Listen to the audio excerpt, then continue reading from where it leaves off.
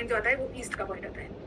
अब ईस्ट के पॉइंट में क्या क्या सामग्री चाहिए? ईस्ट में चाहिए हमें 1 स्वस्तिक यंत्र, एक स्पाइरल और एक ब्रास का पिरामिड।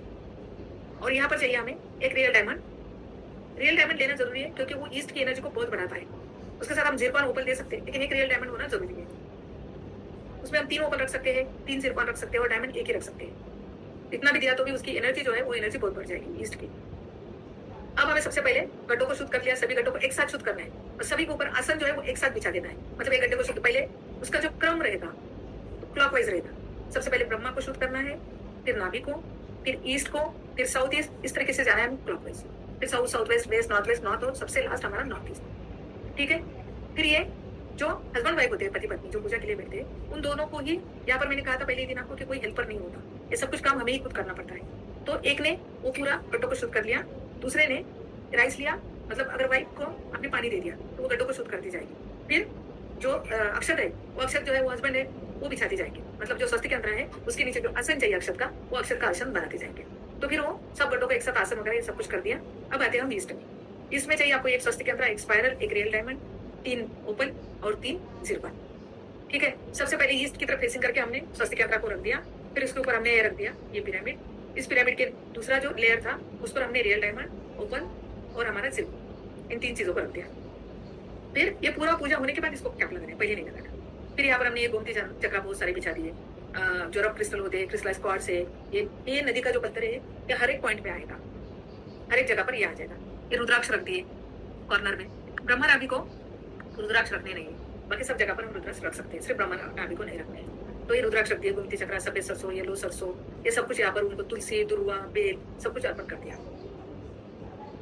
फूल जो होते हैं फ्लावर्स वो सभी कलर के चाहिए उनको। जब आप ये सब सामग्री जो है, मतलब जो फूल्स वगैरह जो होते हैं, फ्लावर्स, हल्दी कुमकुम, ये सब हमारे जो यजमान होते हैं उनको ही लाने को बोले।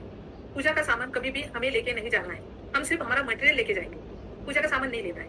क्योंकि उसके पीछे बहुत बड़ा एक साइंटिफिक रीजन, हम लेके जा सकते हैं ऐसा नहीं है, उसमें क्या ज्यादा खर्चा भी नहीं है और टाइम भी ज्यादा नहीं लगेगा। लेकिन जब वो बंदा, आप जिनके घर का पूजा कर रहे हो, वो जब मार्केट में जाएगा बैग लेके, उसके माइंड में चलता रहेगा, अरे मेरे घर में पूजा है, मेरे घर में पूजा है, मुझे ये काम करना है, पूजा का काम है, और ये काम करने के बाद मेरी लाइफ जो है वो पॉजिटिवली चेंज होने वाली है। तो उसके माइंड में ये थॉट्स जाना चाहिए कि हाँ, नहीं तो फिर आप सब कुछ लेके गए और वो आके बैठ गए और उन्होंने सिर्फ स्थापन कर दिया। मैंने बहुत जगह पर ऐसे देखा है जिनके घर में ये विधि कोई पंडित ये करते हैं, वास्तु वाले, जो मेरे बैच के हैं या दूसरी जगह से सीखे हैं, मतलब मेरे टाइम के बैच के या दूसरी जगह से पढ़े हैं। तो जिनके घर में ये पूछा होता है उनको अगर पूछा ना कि आपके, मैंने विजिट को जाती हूँ तो मैं पूछती हूँ, पूछना ही चाहिए, आपको भी पूछना चाहिए कि आपने हमें बुलाने के पहले किसी को बुलाया था क्या। मतलब हमें समझना चाहिए इस घर में कुछ उपाय किए गए हैं क्या, जमीन के अंदर कुछ रखा है क्या। तो बोलते हाँ, एक जन आए थे, उन्होंने इसे 4 कॉर्नर में कुछ तो रखा है।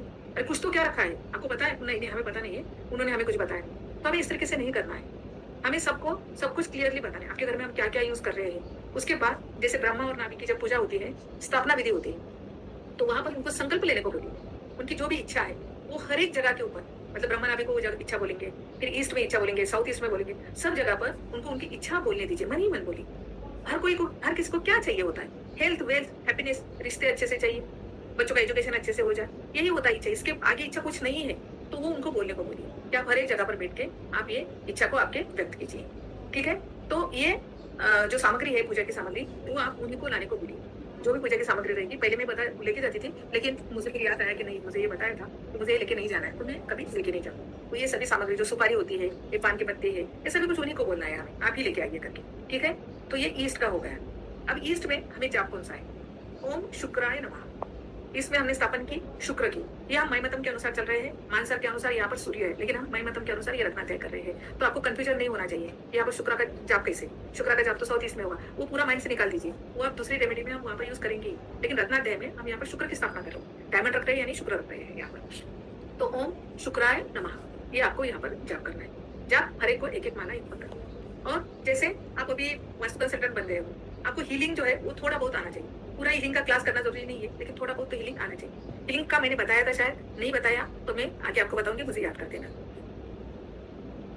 ये हो गया हमारा ईस्ट का। अब आते हैं हम साउथ ईस्ट की तरफ।